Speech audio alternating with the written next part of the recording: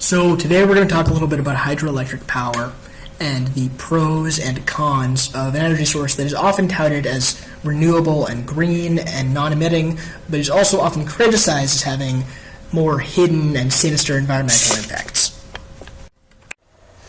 So how does hydropower work? So hydroelectric energy is produced by the force of falling water. The capacity to produce the energy is dependent on both the available flow and the height from which it falls. So building up water behind a high dam, for example, like the Hoover Dam in Colorado, is efficient because the water accumulates potential energy the higher it is up, which is transformed into mechanical energy when the water comes down the sluice and strikes the rotary blades of the turbine. And the turbine's rotation spins electromagnets, which generates electricity, and then is passed through a transformer onto the grid. The other thing to know is three types of turbines that are used in different types of dams. The Kaplan looks like a boat propeller. It's sort of 3 to 6 blades. You can see the picture down here, and it's less than 400 megawatts of power. The Francis is the most modern one. It's a rotor. It has 9 fixed vanes. You can see these little spokes coming out here. The water flows moves in an axial flow. You can see kind of in and out around here. There are these little spokes on the outside as well as the divots on the inside. But it has 9 or more of these fixed vanes. It's up to 800 megawatts of power. It is the most efficient type of commonly used turbine. The Pelton looks kind of like a water wheel. As you can see, it's got these sort of oddly shaped buckets on the outside. It's less than 200 megawatts of power, so it's the smallest turbine, but it's useful in hydraulic head size.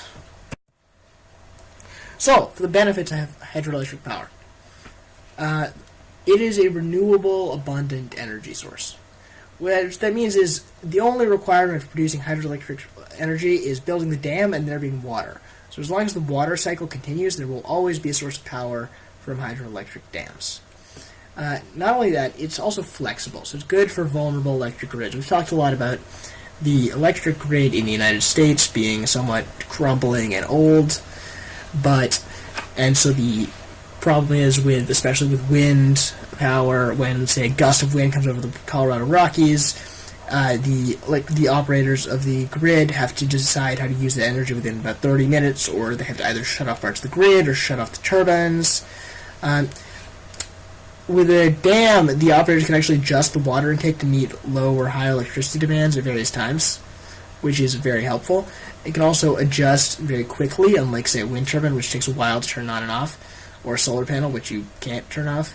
So it's kind of good for that. It's very cheap to run once the initial dam has been completed. So the cost per kilowatt hour over the lifespan of the dam is much lower than that of fossil fuels. It's less than $4 per kilowatt hour, according to Forbes. Whereas fossil fuels are all in the $4 range, and solar and wind are even higher. So dams last about 80 years on average, and they only need minimal repairs after the initial cost of building the dam. So after you build them, it's extremely cheap to maintain. And also, the large reservoir formed from creating a hydroelectric dam can be used for other purposes. So, irrigation has drought, like the Glen Canyon Dam in Colorado, for example, irrigates most of that whole state, especially during this last drought over the past couple of years. And finally, hydroelectric dams become tourist attractions. They bring in additional revenues, which helps offset the initial cost of the dam. There are a large number of visitors who go to see the Hoover Dam every year. It's a good source of revenue, and this is definitely very helpful in developing countries which will be looking for ways to offset the cost of building the dam.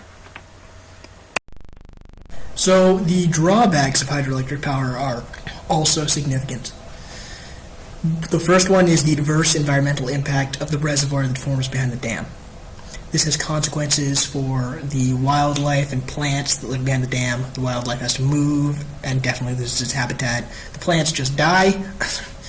It also displaces people who lived behind the dam, which is problematic, especially for a lot of native people in the U.S. who had been displaced of various sacred sites and of their own land through this process. And the U.S. government usually employs eminent domain, and which means the residents get paid based on an independent valuation of their lands.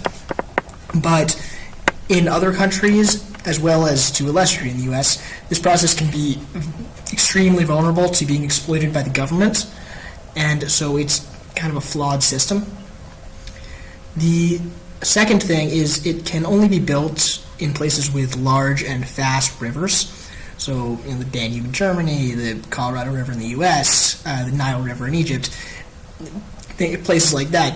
And most places that are suitable already have a bunch of dams. So the Colorado River is dammed more than 20 times, so much so that it trickles out before it even reaches the source. So a lot of the places that you would like to put hydroelectric dams already have them. Now, perhaps the biggest concern is that there are extremely high costs associated with building a dam. It's a federal funding project. If you, for example, take the Hoover Dam, if you adjust the cost of the dam for inflation, the U.S. government paid $1 billion to build the dam. So, obviously, the U.S. government can borrow that much and pay it off, but most countries can't afford that, and so finding funding to build this kind of water project is extremely difficult. There are some safety concerns, which I'll get to in a minute, but one of the biggest safety concerns is that dams have been linked to increased seismic activity, so earthquakes. So an example is Lake Powell from the Glen Canyon Dam has 30 billion cubic meters of water by volume. Now the immense weight of this reservoir, and reservoirs like that in Lake Powell, puts a lot of pressure on the tectonic plates that are beneath them.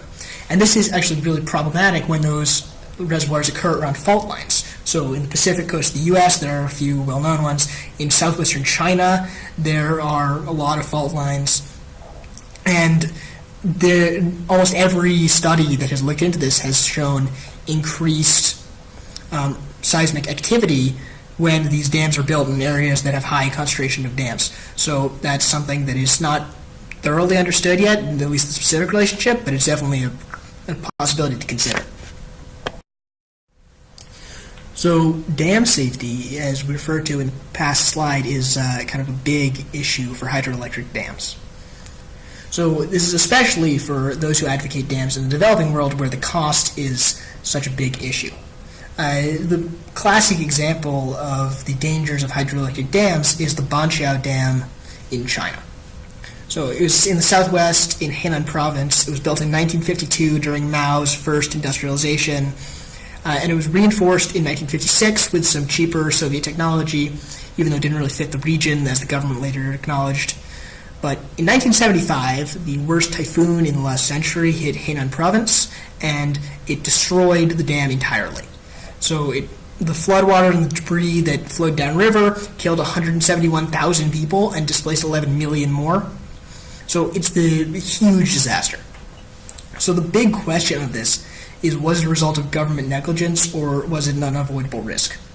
And where you come down on that question has kind of a big bearing on what you think about hydroelectric dams in general. For those who think that it's a result of government negligence, then they would point to the fact that the Soviet technology they bought in 1956 didn't fit the region, and they knew it didn't fit the region, which meant but they still bought the technology, which meant they knew that the dam needed to be reinforced. And yet they chose to cut corners when trying to repair it anyway, which led to the collapse. And that is a valid argument, especially because China was in a lot of debt after the first industrialization and any cost savings were appreciated. But on the other hand, you could say that the 1975 typhoon was about the approximate strength of 4 Hurricane Katrinas. And as you may recall, the damage that Hurricane Katrina incurred on New Orleans was extreme. So there's an argument to be made that no dam could prepare for that kind of storm. And especially as we go forward and with climate change making storms more and more extreme, there's a point to be made about whether it's responsible of governments to build dams, especially in places where they think that storms of a significant degree could occur, when we know the disastrous consequences of the dams breaking. And if you can't, then it's a more fundamental discussion about whether governments should be building dams really anywhere. There's also an air pollution controversy about hydroelectric dams. And there's kind of a lot of disagreement about this subject, so I'll try and give both arguments a fair view. So what we know is there's a lot of carbon tied up in the organic materials in the basin where the reservoir is going to be put. And so when the basin gets flooded, all of these plants and insects and remaining animals die that were there. And at the bottom, these organic materials decay. But the trick is they decay under an enormous amount of pressure. So instead of forming carbon dioxide when they decay, they make methane. And as methane is 24 times as impactful a greenhouse gas as CO2, this is a serious problem. So here, the next part is kind of where the controversy comes in. So advocates for hydroelectric dams think that only some dams suffer from this problem, and that it doesn't occur after the initial flooding. So after the first pulse of methane release, there isn't more emission. And what emission there is relatively insignificant. People who oppose dams will argue that all dams suffer from this problem and that it continues after the initial flooding of the reservoir as the river that flows through the dam is constantly bringing in new organic matter to decay. And there is evidence to support both of these claims so far. So it's more at this point on a dam-by-dam basis of what occurs, but it seems like there could be much more environmental impact of hydroelectric dams than is initially expected by those who tout them as sort of green, renewable, and non-emitting energy source. One of the other topics is the growth potential. So many critics of hydroelectric dams say that all of the best spots to build dams kind of already have dams. So, in the Colorado River, in a lot of the fastest flowing rivers in Canada, in Mexico, in Brazil. However, this is not really true in the developing world. So there are lots of opportunities to expand hydroelectric power, definitely in China, definitely in Central Africa, and definitely in India. And China produces nearly as much hydropower as the two next highest countries combined. So there's clearly, and the fact that there's a lot more room for them to expand means that there's a lot more room for many countries to expand, if they were so inclined. Because even though it is a big investment, it definitely can be worth it. These dams do produce a lot of energy very cheaply over a long period of time. So whether you think they're good for the environment or not, this seems to be less of an issue. So thanks for listening. If you can decide for yourself if you think hydroelectric dams are net plus or net minus, and have a good day.